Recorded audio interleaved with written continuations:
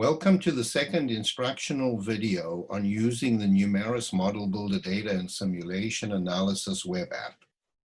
I'm Wayne Getz, and I will be your instructor for the second session. It will cover the topics of how to fit some of the model parameters to incidence and mortality data. You'll recall in the first session, we discussed how to enter data and the basic form of the SCLAVE model simulation engine of the web app.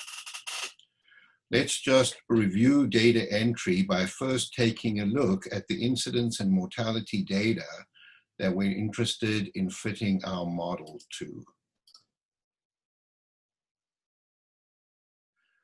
So first, let's take a look at the daily new cases or incidence data associated with the outbreak in Israel, beginning on the 1st of March and bringing us up to the end of July. We can see that there was an initial phase to the outbreak, and then there was a second phase in which the outbreak seemed to be coming under control as social distancing measures began to take effect. These social distancing measures began to be relaxed around the middle of May, and the outbreak started to grow again. And so we have this third phase where we have a second outbreak wave. And then there's a final phase over here that the population seems to be settling into, and we're uncertain of the future, and the future will depend on the extent to which social distancing measures that were effective in the second phase can now be re-implemented in this fourth phase.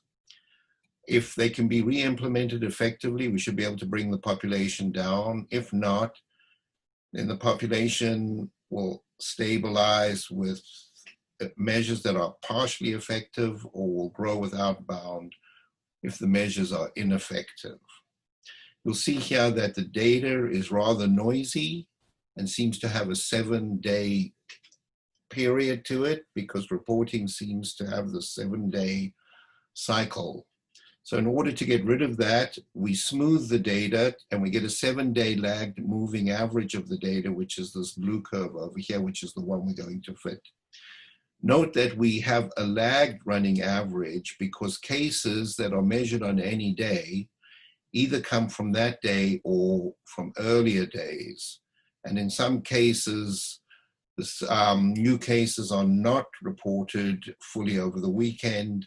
And so on a Monday or Tuesday following the weekend, some of the cases that may have occurred during the weekend are added to cases that are recorded in the following week.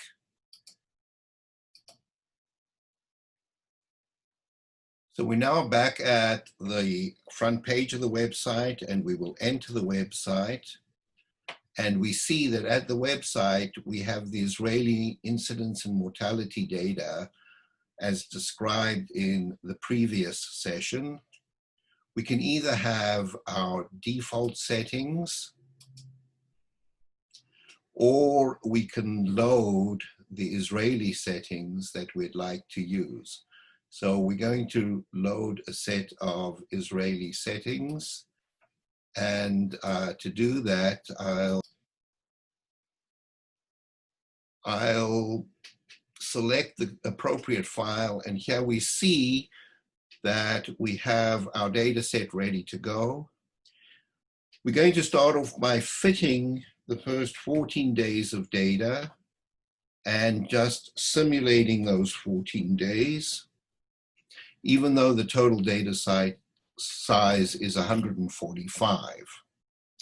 So now that we've entered these values, and we have our other values set, we are ready to go. So we'll go to the optimization page, and here we are at the optimization page. You'll see that we've got a fit range of 14. We have a simulation ending at 14. We're going to want to fit a certain set of parameters. Now, if we look, we see that there's a vast number of parameters, but most of them pertain to switching functions that we use to drive and manage the epidemic. So before we discuss the specifics of the fit, let's quickly review the SCLAVE model and the different aspects of that model.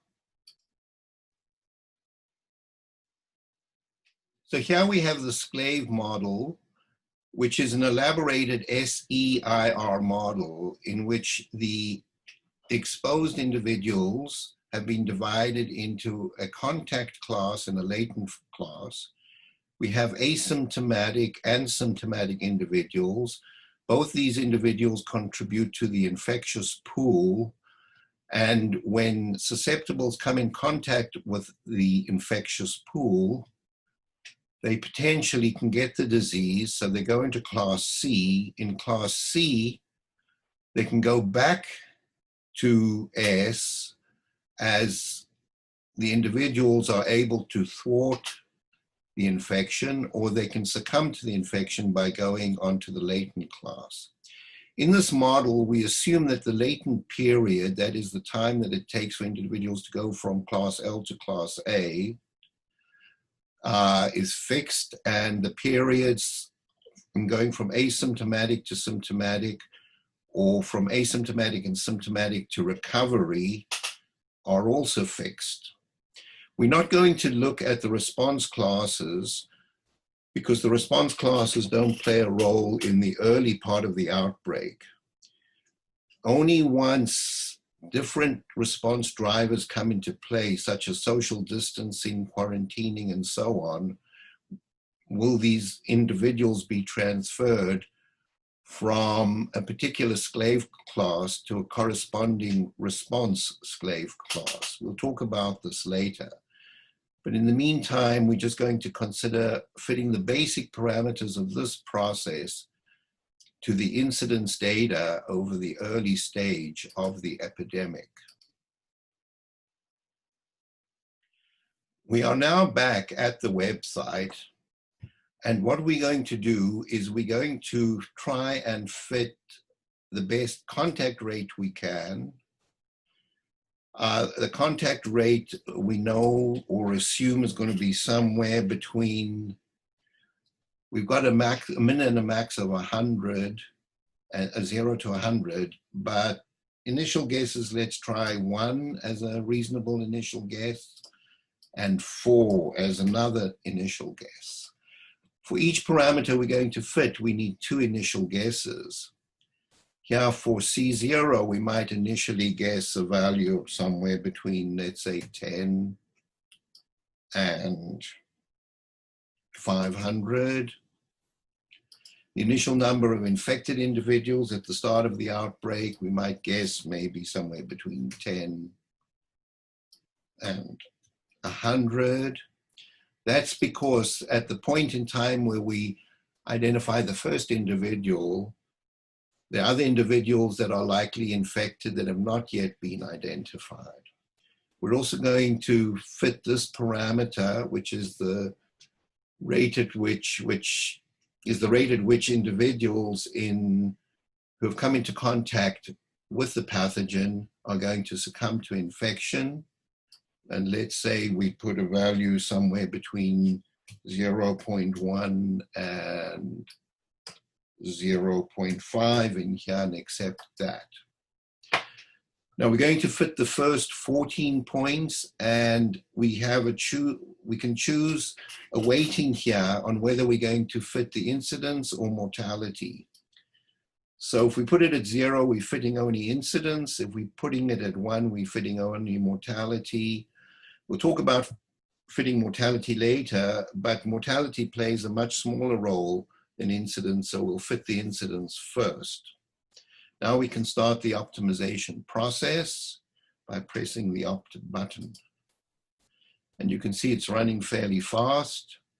It's using the Nelda-Mead algorithm. And we can see here that we're searching among different points. For some, we get a reasonable fit, but we see over here that the succumb parameter is right at the boundary of the succumb value, which means that our optimal solution could be better if this constraint does not kick in. So let's choose some other starting values and see if we can find a better value. So let's set a new set of values. For the contact rate, we can maybe set values between 0 and 10. Let's see what we have here. We have 1 and 4. So let's try 0.5 and 10. For C0, we're going to choose some values between, let's say, 20 and 100.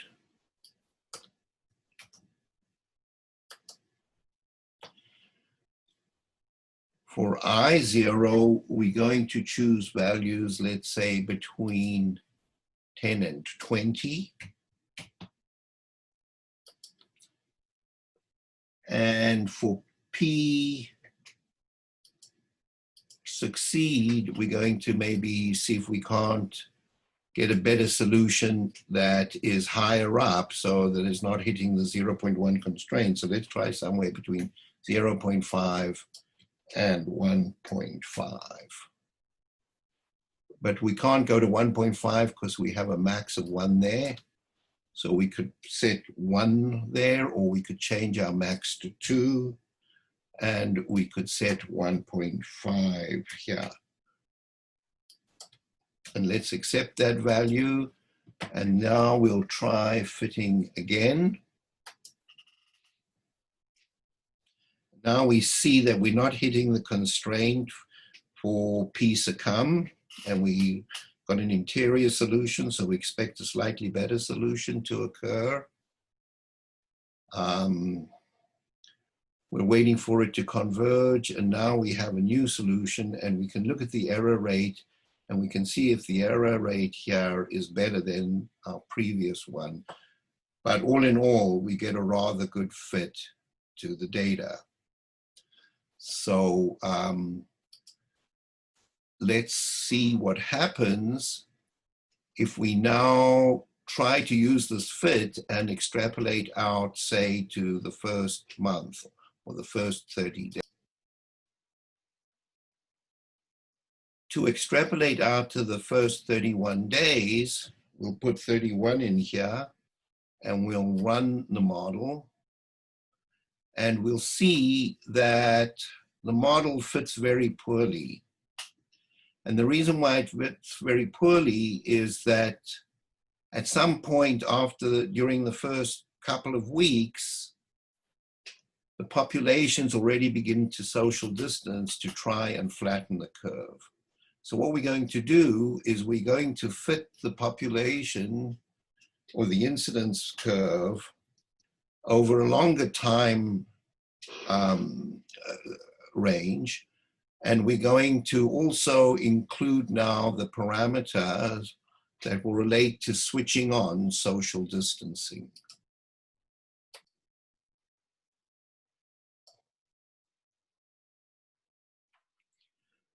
So by switching on social distancing, we're moving individuals from this category to this category.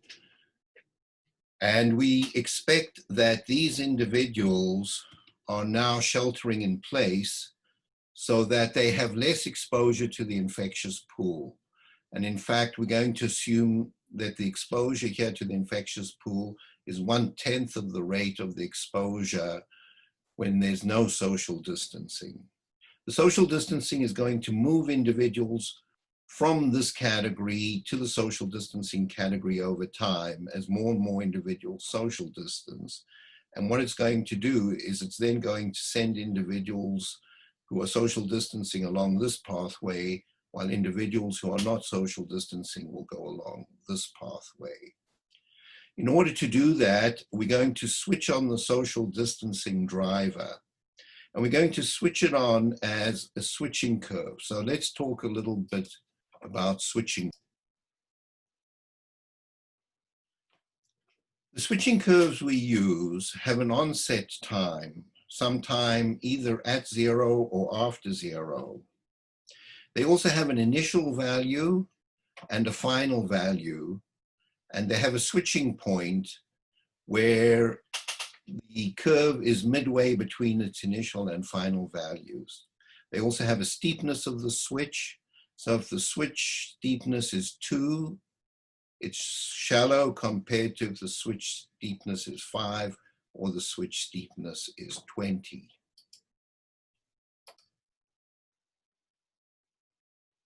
So if we have a look over here, we have control over our switching functions. We can either treat social distancing as a constant, and we do this by clicking over here and then finding the best constant value for social distancing. Or we can treat social distancing as a switching curve, and we can find the best onset value, switching time, initial and final values. We could also find the best steepness, but for the moment, we're going to just keep the steepness at a value of 3. We could choose some other value, or we could optimize over this value. If you want to optimize over this value, then of course we can just switch it on over here, and we're going to optimize over this value. But let's optimize over 4 parameters rather than 5. So let's have a look. The onset value range is somewhere between 0 and 100, and we guess at initial time of, let's say, 7 days and maybe 20 days. The initial value is going to be somewhere between, let's say, 0 and 1, and we'll have an initial guess of 0.1 and a final guess of, let's say, 0.01 and 0.05.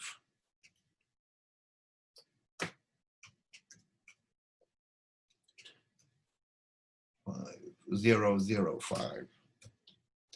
Let's accept that.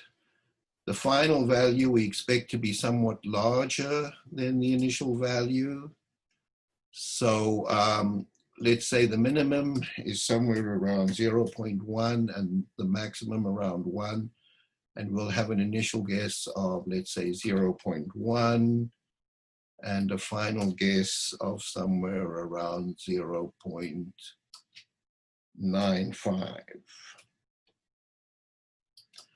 And then the switching value, let's say, is going to be somewhere between 1 and 100, but we expect it to come at around a month after the start of the epidemic. So let's say 30 days to 40 days as possible guesses.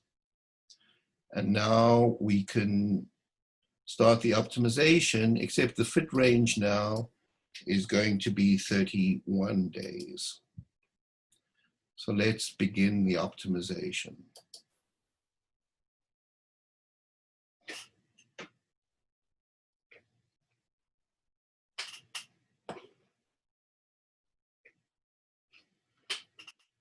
I'm going to stop the optimization because it looks like the fit value is not high enough.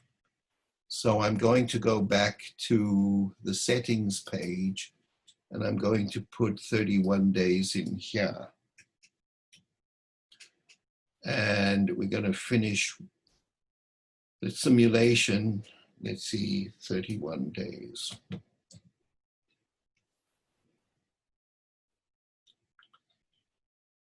And we'll go back to the optimization page, and let's start this optimization process again. You can see I'm pretty much doing this on the fly, and there's certain things that have to be polished up here on the website. But this is just a work in progress, and I'm really showing you how one goes about fitting the model to data without being a final polished presentation. So if we have a look over here, we can say, how are we doing? If we want to see how we're doing, we can stop the optimization, we can make a run, and we can say, oh, looks like it's working. So let's just continue. We're getting a reasonable fit already, and we'll continue this fit. So the algorithm has finally converged to a solution, and you can see here that we get a reasonable fit. But again, now if we project out to the full 145 days of data,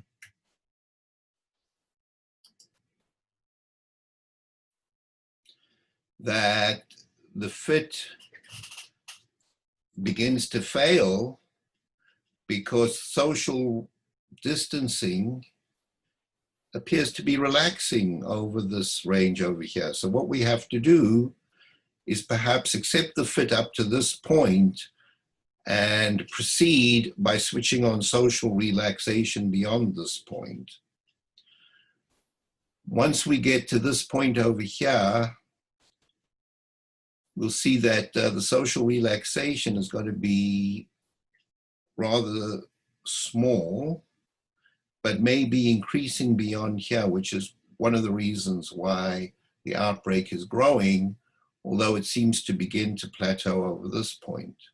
We also need to get a better fit on mortality, and we can do this by fitting mortality directly over here once we have a good fit to incidence.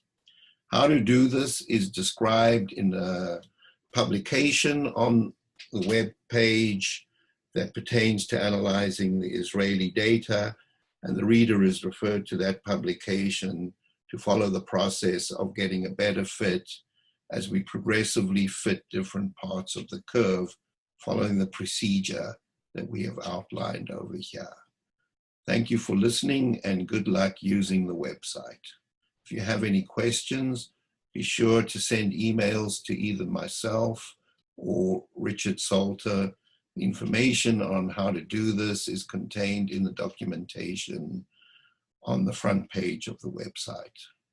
Thank you for listening, and bye.